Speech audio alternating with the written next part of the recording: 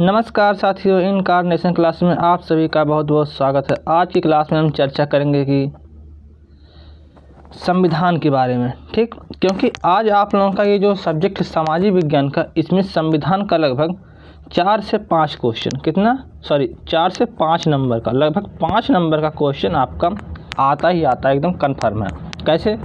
अब देखिए, 2 क्वेश्चन आपका आएगा बहुविकल्पी में और आपका आएगा 2 क्वेश्चन, एक अति लघु में आएगा, एक आपका और लघु में, ठीक। अब जो लघु वाला क्वेश्चन आएगा ये आपका 2 नंबर का होगा और अति लघु वाला आपका 1 नंबर का। आपका 3 नंबर इधर हो गया और 2 नंबर ये आपका 1 नंबर का, ठीक है। तो 3 2 5 नंबर, यानी कि 5 नंबर यहाँ से एक ही वीडियो से, आज के वीडियो से आपका एकदम कन्फर्म होने वाला है, ठीक। तो बात आती है कि संविधान क्या होता है। क्या संविधान? सबसे बड़ी बात होती है कि जो भारतीय संविधान है ये क्या चीज़ होता है, या कोई भी पूछ लेगा तो सबसे पहली बात ये तो जानने वाली बात होती है संविधान क्या होता है। अगर मान लीजिए आपसे कोई पूछ लिया, क्योंकि अब भाई अपने भारतीय संविधान है, भारत का है, तो इसके बारे में तो जानकारी होनी चाहिए। तो कोई पूछेगा संविधान क्या है, तो आप सीधे सीधे ही कहेंगे कि संविधान एक कानूनों का ऐसा दस्तावेज है जिसके माध्यम से किसी भी देश की शासन व्यवस्था क्या करती है, चलाई जाती है। किसी भी देश की शासन प्रशासन व्यवस्था चलाई जाती है, ठीक। ये तो हो गया आपका छोटा सा संविधान का परिभाषा, ठीक। अब इसके आगे हम और देख लेते हैं। भारत का संविधान लिखित व सबसे बड़ा संविधान है। भारतीय संविधान को संविधान सभा ने बनाया था तथा इसकी स्थापना कैबिनेट मिशन ने की। अब कैबिनेट मिशन कहाँ की थी? ये आपकी ब्रिटेन की थी। तो ब्रिटेन के वहाँ के जो प्रधानमंत्री थे क्लीमेंट एटली, कैबिनेट के क्या थे? सदस्य थे, जिसके अध्यक्ष पैंथिक लॉरेंस थे और इनके 2 सहायक भी थे, ठीक। कैबिनेट की स्थापना 1946 में हुई थी और ये कहाँ पर हुई थी? ये ब्रिटेन में हुई थी। 1946 में ब्रिटेन में हुई। उसने एक रिपोर्ट में कहा कि भारतीय संविधान सभा का निर्माण होना चाहिए। क्या होना चाहिए? भारतीय संविधान का निर्माण होना चाहिए, ठीक। तो इसलिए जब भारतीय संविधान का निर्माण होना चाहिए तो भारतीय संविधान को बनाने के लिए कुछ लोग होना चाहिए ना। तो अब भारतीय संविधान कैसे बनेगा, अब बात यहाँ पे आती है। तो उन्होंने कहा कि भारतीय संविधान को बनाने के लिए एक संविधान सभा की आवश्यकता होगी। क्या होगी? संविधान सभा की आवश्यकता होगी। तो संविधान सभा का जब आवश्यकता होगी तो संविधान सभा क्या गया, जुटाया गया। तो उसमें क्या हुआ कि भारत जो था वो कई जो है प्रांतों में, कई टुकड़ों में विभक्त था। ये हुआ कि कैसे कैसे लोगों को मतलब बुलाया जाए जो है, क्योंकि भाई अब संविधान बना है तो पूरे भारत के लिए बनेगा, तो इसमें सबकी सहयोगिता होनी चाहिए ना। तो क्या किया गया कि 10 लाख लोगों में से, कितना, 10 लाख लोगों में से कि 1 लोग आएंगे चुन के। कितने लोग आएंगे? 1 लोग चुन के, वो अपना जाके वहाँ पे प्रतिनिधित्व निभाएंगे। ये हुआ, ठीक है। तो इसके बाद जब पूरे भारत देश से जब आए तो टोटल कितने आए आपके? 292 आए। लेकिन 292 आए ये केवल ब्रिटिश प्रांत से आए। ब्रिटिश प्रांत का मतलब हुआ कि जहाँ पे ब्रिटिश का शासन व्यवस्था चल रही थी भारत में, ठीक। जहाँ जहाँ पे, ऐसा तो है नहीं कोने कोने पर पूरा जो है ब्रिटिश जो है कब्जा किया था, नहीं, पूरे कोने कोने पर नहीं किया था। भारत के कुछ अच्छे जगहों पे जहाँ से उनको फ़ायदा होता था वहाँ पे वो कब्जा किए थे। तो 292 आपके वहाँ से हो गए और 93 आपके देसी रियासत से हो गए, ठीक है। कहाँ से हो गए? 93 देसी रियासत से हो गए। इसके बाद 4 कमीशनी क्षेत्रों से हो गए, यानी कि टोटल कितनी संख्या हो गई? 389 संख्या, ठीक। इसके बाद क्या हुआ, जब इतने लोग पहुँचे, इसके बाद इसमें कुछ महिलाएं भी थीं। इसी जो संख्या है संविधान, जिस 389 लोग जब पहुँचे संविधान सभा में अपना प्रतिनिधित्व निभाने के लिए, कि अपना जो भी चीज़ मतलब बोलने के लिए, हाँ ये चीज़ ऐसे होना चाहिए या ये चीज़ ऐसे होना चाहिए, थोड़ा सा अपना सब लोग बात रखेंगे। तो हुआ क्या, उसमें क्या थी, उसमें कुछ महिलाएं भी थीं। तो उस महिलाओं की संख्या कितनी थी? 15 थी। उसमें कुछ अनुसूचित जाति के थे, कुछ अनुसूचित जनजाति के थे, ठीक। तो इन सब के बारे में हम चर्चा नहीं करें क्योंकि नहीं तो हो जाएगा बहुत लंबा, और बहुत लंबा हो जाएगा और ये आपका पूछा भी नहीं जाता। ठीक, एकदम हम कंफर्म बता रहे हैं। ठीक है, अगर बहुत पूछा जाएगा तो आपका ये पूछा जाएगा संविधान सभा के कितने सदस्य थे, तो ये आपके जो है 389, और उसमें पूछा जाएगा उसमें कितनी महिलाएं थी, 15। ठीक, चलिए आगे बढ़ते हैं।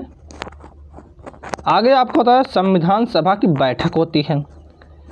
तो जब बैठक होती है तो पहली बैठक आपकी होती है, संविधान सभा की बैठक 11 दिसंबर को हुई। यहाँ पे देखिए 11 हुई, इसका मतलब ये है कि जितना भी जब तक संविधान बना 2 वर्ष 11 माह 18 दिन में, और तब तक उतने में कितनी बार मतलब बैठकें हुई, तो कितनी बार हुई, टोटल 11 बार हुई। कहीं कहीं पे आपको 12 भी दिखेगा, लेकिन आपका 11 सही है। ठीक है, क्या सही है, 11 सही है। इसके बाद आपका पहला पॉइंट है, जिसमें प्रथम बैठक या प्रथम अधिवेशन आपका 9 दिसंबर 1946 को हुआ था। तो प्रथम बैठक कब हुई थी, 9 दिसंबर 1946 को।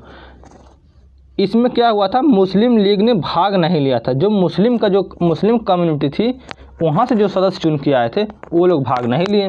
ठीक है, और वहाँ के जो 9 दिसंबर 1946 के जो अस्थायी अध्यक्ष जो बनाए गए थे वो आपको डॉक्टर सच्चिदानंद सिन्हा बनाए थे। ये आपका बहुत महत्वपूर्ण क्वेश्चन है। पूछा जाता है कि पहली बैठक के अध्यक्ष कौन थे, तो आपका आ जाएगा डॉक्टर सच्चिदानंद सिन्हा। और अगर आपका यह पूछा जाए कि संविधान सभा के अस्थायी अध्यक्ष कौन थे, तो आपका हो जाएगा डॉक्टर सच्चिदानंद सिन्हा। ठीक, चलिए इसके बाद आपका दूसरी बैठक होती है, ये आपका होती है 2 दिन बाद। कब होती है, 11 दिसंबर 1946 को, जिसके माध्यम से डॉक्टर राजेंद्र प्रसाद को अस्थायी अध्यक्ष बनाया जाता है। क्या बनाया जाता है, अस्थायी अध्यक्ष, तथा BN राव को संवैधानिक सलाहकार बनाया जाता है।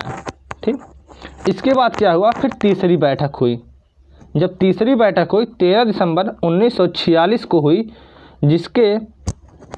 जिसमें PT नेहरू ने क्या किया था, उद्देशिका प्रस्ताव दिया था। क्या दिया था, उद्देशिका प्रस्ताव ला के पारित किया था, जिसे 22 जनवरी 1947 को क्या किया गया, इसे अंगीकृत कर लिया गया। भारतीय संविधान में जो प्रस्तावना होती है, यही देखिए बाद में उद्देशिका आपका बाद में जाके प्रस्तावना का रूप ले लेती है। तो आपने देखा होगा, अगर आप प्रस्तावना पढ़ते हैं तो आपका कंक्लूजन सारा वहीं से निकल जाता है कि संविधान का मतलब क्या क्या उसमें चीज़ें बताई गई हैं।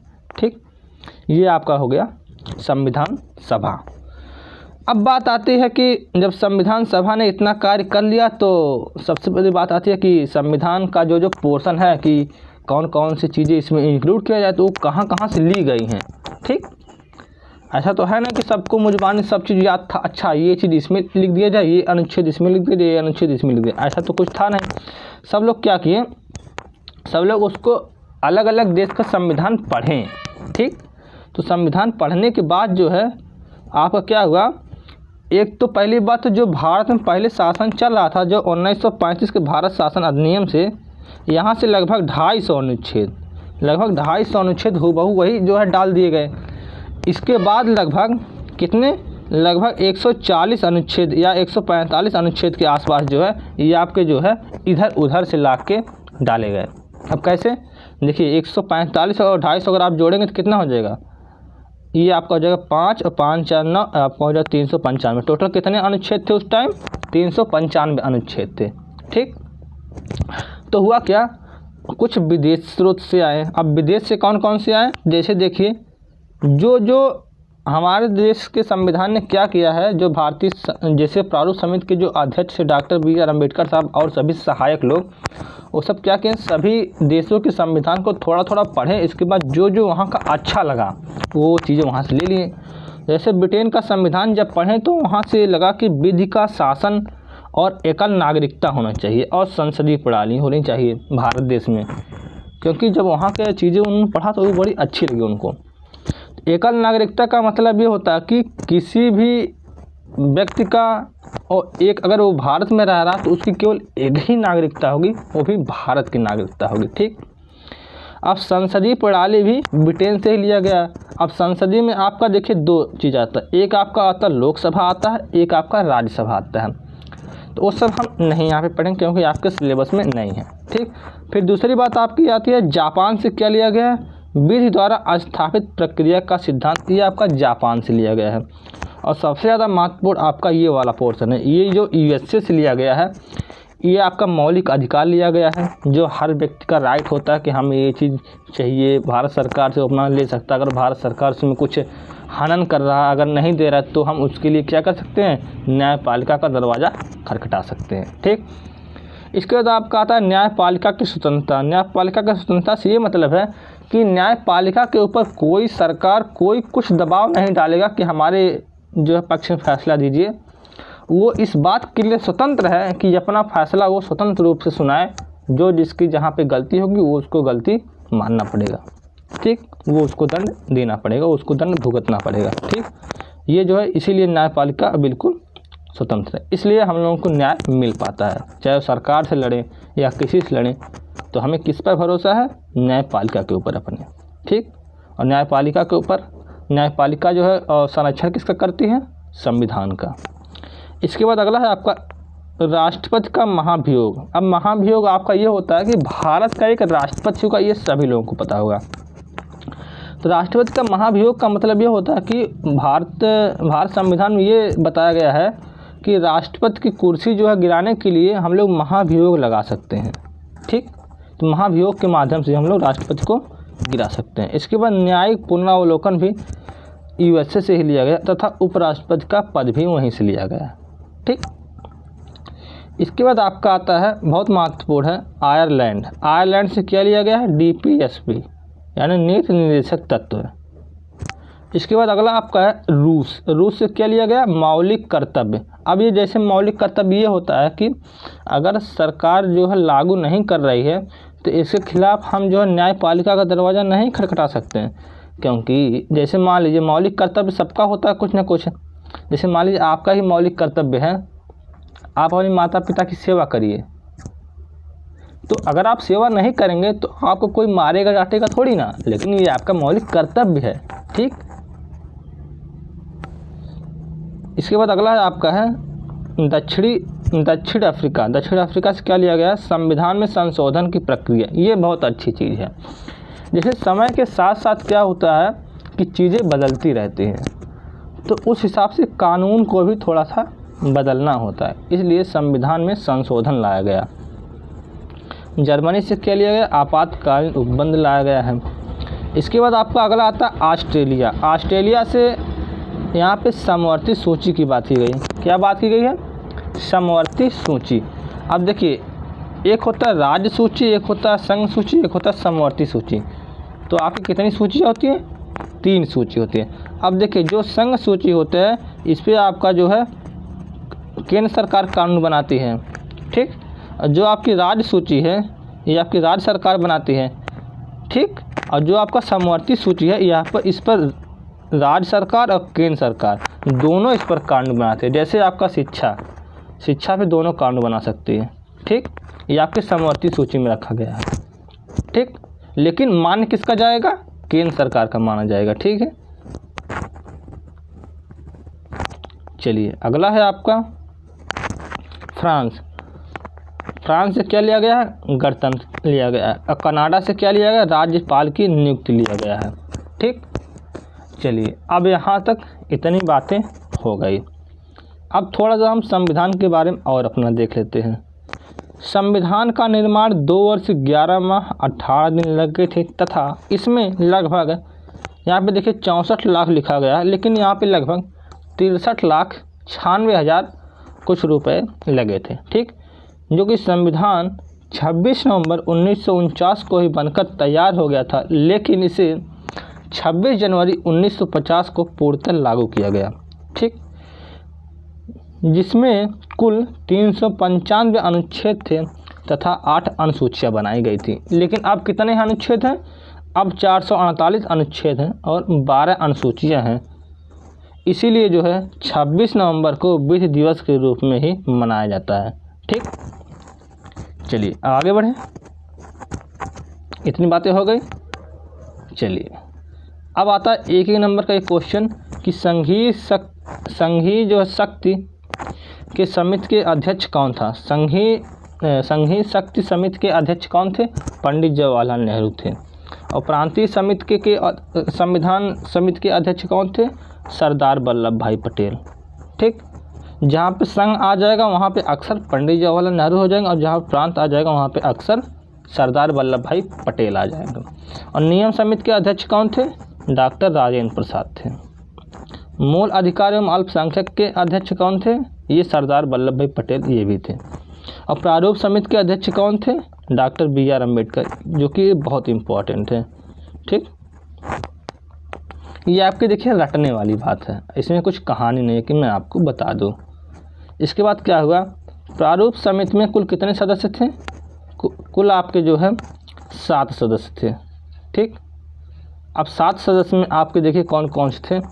आपके डॉक्टर BR अम्बेडकर थे, जिनको अध्यक्ष ही बनाया गया था, आप सभी लोग जानते हैं। इसके बाद KM मुंशी थे, अल्लादी कृष्ण स्वामी अय्यर थे, N गोपाल स्वामी अयंगर थे, सैयद मोहम्मद शाहदुल्ला थे, BL मित्तल थे, जिन्होंने इस्तीफा दे दिया था। इसके बाद कौन हो गए थे?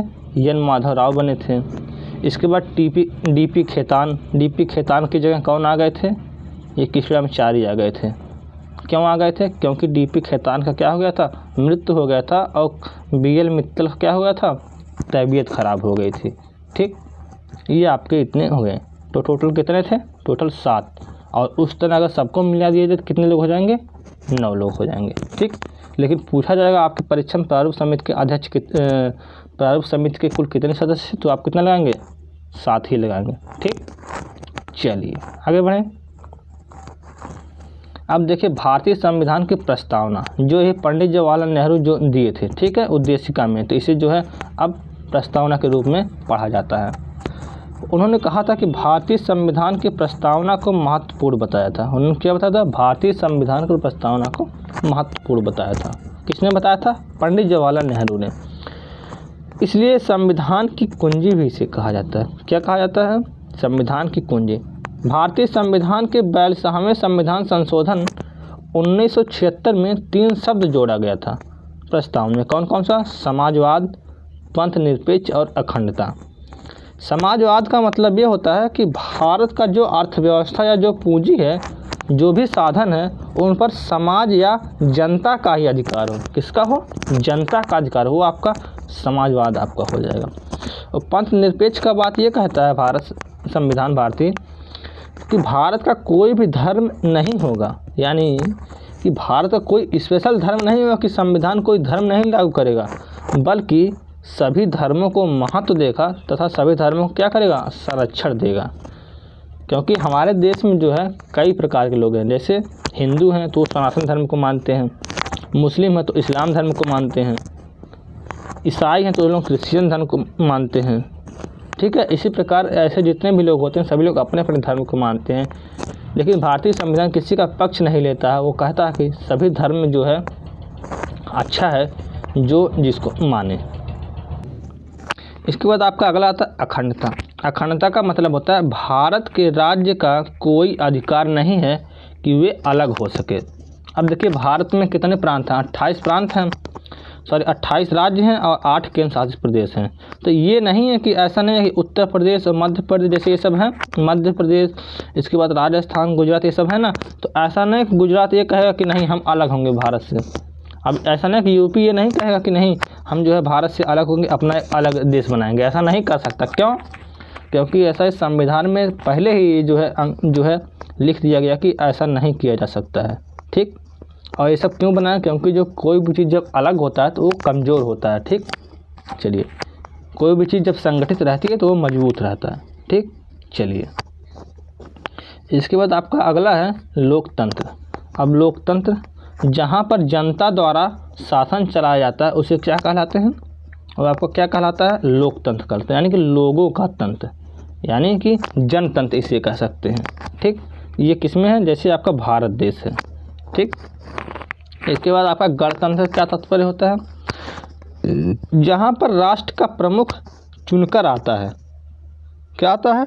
चुनकर आता है, ना कि वंशानुगत क्रम से आता है। जैसे कहीं कहीं पे आप देखते हैं कि जो प्रधानमंत्री एक बार बन गया वो उस देश का वही प्रधानमंत्री बना रहेगा, फिर उसका लड़का बनेगा, फिर उसका लड़का बनेगा, फिर उसका लड़का बनेगा। लेकिन भारत देश में क्या ऐसा नहीं है। भारत देश में चुनकर आते हैं। जैसे इस समय मोदी जी हैं, हो सकता है अगले प्रधानमंत्री कोई और बने, या इनके पहले कौन प्रधानमंत्री थे? मनमोहन थे। कौन थे? इसके पहले कोई और प्रधानमंत्री रहा होगा, इसके पहले कोई और प्रधानमंत्री रहा होगा। अच्छा, एक प्रश्न और बताइए, तो भारत के देखिए जैसे पहले प्रधानमंत्री कौन थे? आपके पंडित जवाहरलाल नेहरू थे। कौन थे? पीटी नेहरू। ठीक। अच्छा, आप लोग बताइएगा एक क्वेश्चन, जैसे पंडित जवाहरलाल नेहरू आपके प्रधानमंत्री थे, तो आपके जो है पहले राष्ट्रपति कौन थे? कमेंट बॉक्स में बताइएगा आप लोग। ठीक है, चलिए अभी एक क्वेश्चन और पूछते हैं हम आप लोगों से। पहला, इसके बाद थोड़ा सा एक चीज़ और देख लीजिए कि भारतीय संविधान की विशेषताएं क्या क्या हैं। तो बहुत आसान से आप बना के लिख सकते हैं बिल्कुल भारतीय संविधान की विशेषताएं। पहला आपका है, संविधान सबसे बड़ा एवं लिखित संविधान है, सबसे पहली चीज़ तो ये। दूसरी बात यह है कि भारत में संपूर्ण संप्रभु लोकतंत्रात्मक गणराज्य की व्याख्या करता है, यानी कि इसमें लोगों का तंत्र होगा, गणराज्य होगा, यानी कि सभी लोग चुन के आएंगे, है ना, वंशानुगत क्रम नहीं होगा। ये सब इसकी विशेषता है। इसके बाद तीसरी विशेषता ये है कि कठोर व लचीला संविधान का मिश्रण। क्यों? क्योंकि यहाँ पे ऐसी बात की गई है कि ना तो बहुत कठोरता की बात की गई है, ना तो बहुत ज़्यादा लचीलता की, यानी कि इसमें कठोर और लचीला दोनों की बात की गई है। तो क्योंकि संविधान को ऐसा बनाया गया है, जैसे कठोर लचीला का मतलब ये नहीं है कि इतना भारत का कानून इतना स्ट्रिक्ट नहीं है कि किसी को किसी गलती पर फांसी दे दी जाए, नहीं, इसीलिए इसे लचीला भी कहा जाता है। ठीक। इसके बाद अगला है, एकल नागरिकता का प्रावधान है कि भारत में केवल एक ही नागरिकता होगी। चाहे आप अगर भारत में रह रहे हैं तो भारत की होगी, अगर आप विदेश में जा रहे हैं तो यहाँ की आपकी नागरिकता कैंसिल कर दी जाएगी, आप विदेश की नागरिकता आप ले लो। ठीक। इसके बाद आपका अगला है, अल्पसंख्यकों के हित की विशेष व्यवस्था की गई है। ठीक, अल्पसंख्यक की बात की गई है। तो आप लोग बताइए अल्पसंख्यक की व्याख्या किस अनुच्छेद में की गई है, ये आप लोग बताइएगा। हमने जो है प्रारंभिक शिक्षा के नवीन प्रयास में ही आप लोगों को बताया था कि अल्पसंख्यक के हितों की व्याख्या करता है भारतीय संविधान, और किस अनुच्छेद में है? 8 के बताइएगा आप लोग कमेंट बॉक्स में। ठीक है, चाहे आप ऑफलाइन देख रहे हैं या आप लोग जो है प्रीमियम मोड पे देख रहे हैं तो क्या। ठीक, चलिए अगला क्वेश्चन आपका, संविधान सबको समान अवसर प्रदान करता है। ठीक, ये तो है समान मतलब संविधान की विशेषता है। इसके बाद आपका आता है, ये आपका पूछा भी गया था क्वेश्चन कि नागरिकता से आप क्या समझते हैं। तो भारतीय संविधान में नागरिकता भाग 2 अनुच्छेद 5 से 11 में नागरिकता के बारे में बताया गया है। भारतीय संविधान में नागरिकता का प्रावधान ब्रिटेन से लिया गया। कहाँ से लिया गया? ब्रिटेन से लिया गया है, जिसमें बताया गया है कि भारत एकल नागरिकता अपनाएगा। क्या अपनाएगा? एकल नागरिकता, जो कि हमने इस बात को पहले ही बता दिया। इसके बाद आपका अगला पॉइंट है, भारतीय नागरिकता अधिनियम 1955 का निर्माण किया गया था, अभी इस नियम से चलता है। जो नागरिकता जो 1955 में जैसा कुछ बनाया गया था वो नियम अभी भी इसी प्रकार चल रहा है। ठीक, जैसे उसमें बताया गया था नागरिकता कैसे कैसे किसको मिलेगी। तो भारत में नागरिकता पाने के प्रावधान कौन कौन से है? पहला प्रावधान आपका जन्म से, जैसे कोई भी बच्चा भारत में जन्म ले लिया तो उसे तुरंत जो भारत की नागरिकता दे दिया जाएगा। दूसरा वंशाधिकार का मतलब होता है उसके माता पिता कोई अगर भारत का है और वो बच्चा अगर भारत में फिर से दोबारा आ गया तो उसे जो है माता पिता के आधार पे जो है उसे जो है मिल जाए, क्योंकि उसका वंश भारत का है। तीसरा, अगर वो पंजीकृत करा लेता है, इसके बाद 5 साल वह भारत देश में रह लेता है, चाहे वो कहीं भी देश का रहा हो, उससे नहीं मतलब है, तब उसे 5 साल बाद उसे क्या किया दिया जाएगा? भारत की नागरिकता दे दिया जाएगा।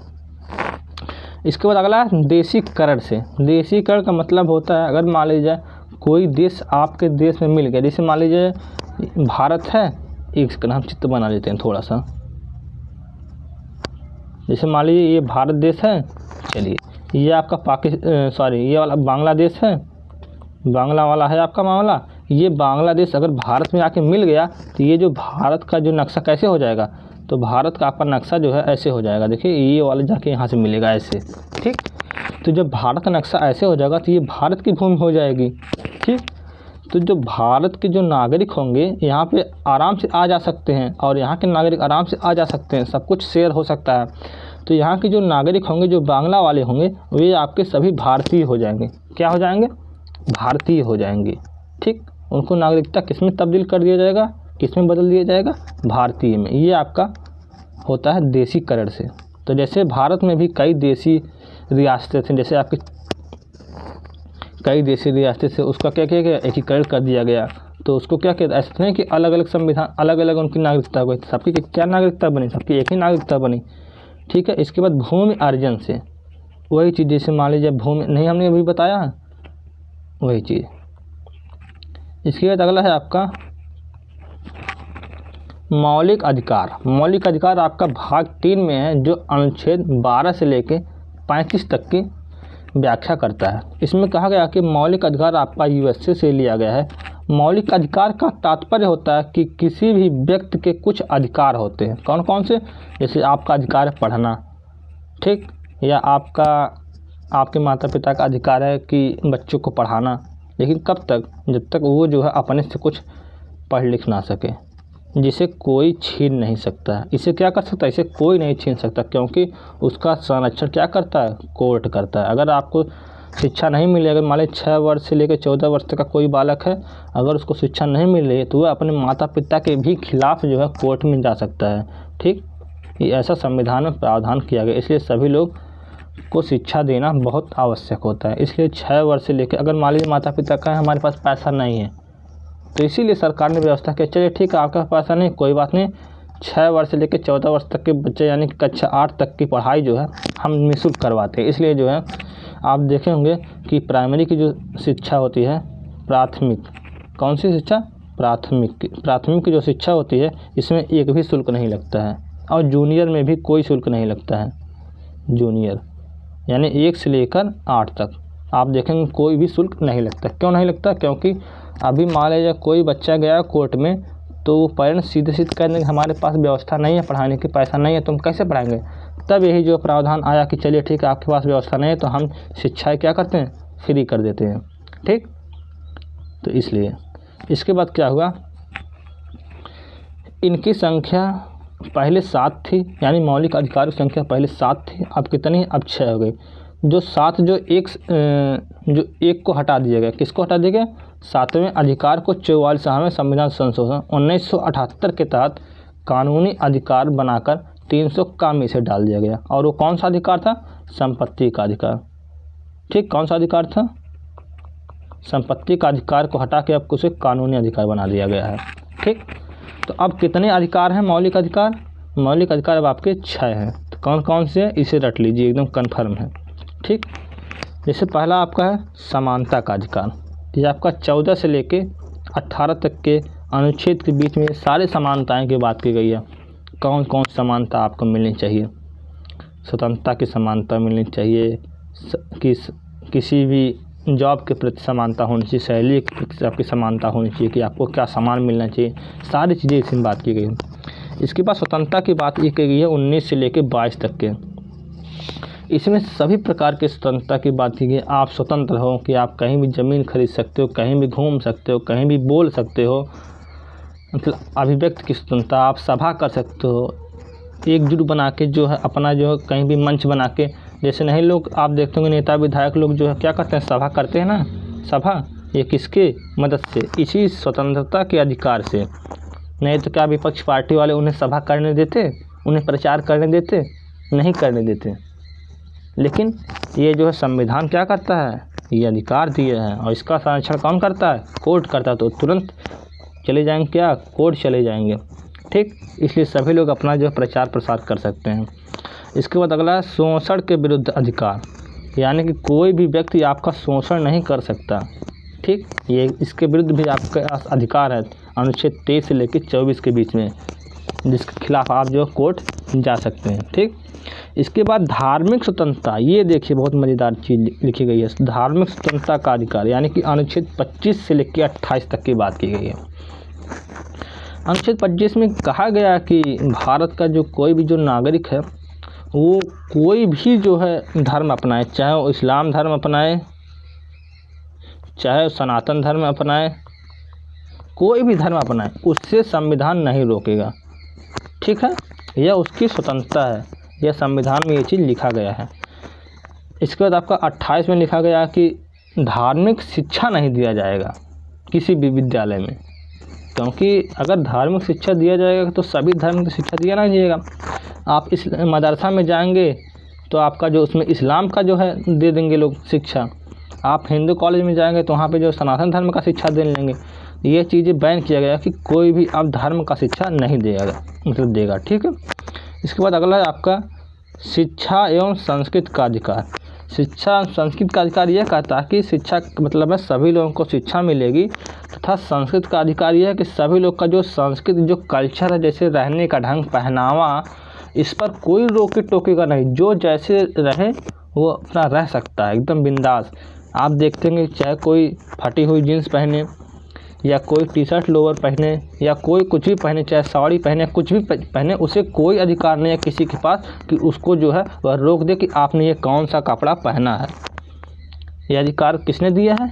ये आपका संविधान ने दिया है कि आपको स्वतंत्र पूर्वक आप कुछ भी पहन सकते हैं, आपका जो कल्चर है, चाहे आप जो है बुर्का पहनिए या ना पहनिए, इससे कोई जो है संविधान पर नहीं फ़र्क पड़ेगा और संविधान आपका ये संरक्षण करेगा। जैसे मान लीजिए आप बुर्का नहीं पहनते हैं, ठीक, और आपके घर वाले या आपके आस पड़ोस, मान लीजिए आपके पड़ोस वाले देखें, बोले कि आप वो बुर्का पहनिए, आप नहीं पहनेंगे तो इसका मतलब वो ज़बरदस्ती नहीं पहना देंगे, आप तुरंत आप चले जाएंगे कोर्ट में, उनके खिलाफ क्या हो जाएगी? कार्रवाई हो जाएगी।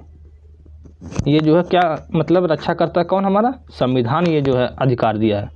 क्योंकि अगर वो उनके कहने पे अगर आप जो है पहनेंगे, उनके कहने पे ना पहनेंगे तो क्या हो जाएगा? ये आपकी संस्कृति का जो है क्या हो जाएगा?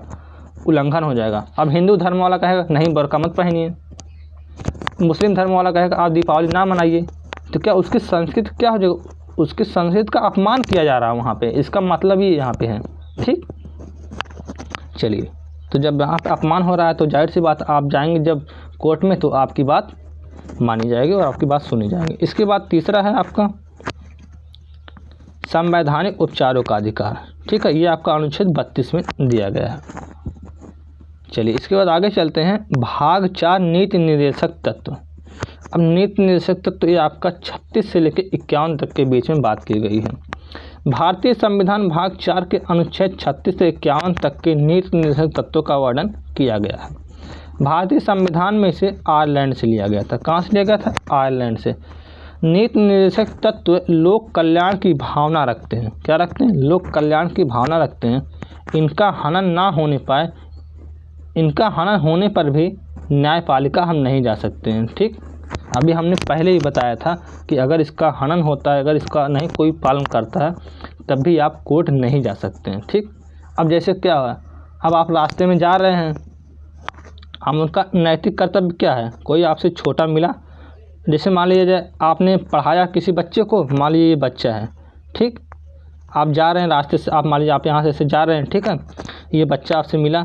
अब ऐसा नहीं, अगर ये बच्चा चाहेगा तो आपसे नमस्ते करेगा या नहीं करेगा, तो आप जो है इसके खिलाफ कुछ कार्रवाई नहीं कर सकते, ना तो आप कोर्ट जा सकते हैं। यही नीति निर्देशक तत्व कहता है। ठीक, हालांकि इनकी ये जिम्मेदारी बनती है कि हाँ, हमें जो है झुक कर जो है गुरु का प्रणाम करना चाहिए, यह इनकी नैतिक कर्तव्य है। अगर ये नैतिक कर्तव्य, अगर ये नैतिक अपना नहीं निभाते हैं तो इसका मतलब आप नहीं है कि आप उन्हें ज़बरदस्ती करवाएंगे। ठीक, ये कहता है नीति निर्देशक तत्व, यानी कि इसका हनन के लिए, अगर आपका ये हनन हो रहा है तो आप न्यायपालिका नहीं जा सकते। ठीक, चलिए, आपका ये पूरा जो संविधान, पूरा नहीं कहेंगे, जो आपके सिलेबस में संविधान है उतना ही आपका ख़त्म हो गया। अब हम आगे चर्चा करेंगे आपके ज्योग्राफी के बारे में, यानी कि ये आपका समाप्त हो गया। अब हम अगली वीडियो ले आएंगे ज्योग्राफी के बारे में, है ना। ये आपकी जितना हमें टाइम लगा, हमने अच्छे से इसको जो है डिस्क्राइब किया है। अगर आपको कहीं पे नहीं समझ में आया होगा तो आप लोग जो है कमेंट बॉक्स में पूछ लीजिएगा, और इसके बाद अगली वीडियो हम लाएंगे ज्योग्राफी पर। इसके बाद ज्योग्राफी का आप लोग देखिएगा अच्छे से, ठीक है। संविधान में बहुत सी चीज़ें हैं, लेकिन अब क्या किया जाए, लेकिन सिलेबस में आपके जितना हमने जिससे क्वेश्चन फंस जाए बस हमने उतना ही चीज़ें उठाया है, ठीक। संविधान तो बहुत बड़ा है, उसे पढ़ाते हुए पूरा दिन बीत जाएगा, ठीक है। इतना बड़ा संविधान, इतनी चीज़ें उसमें हैं, ठीक। तो चलिए फिर आपसे मिलते हैं next video. Thank you, bye bye, take care.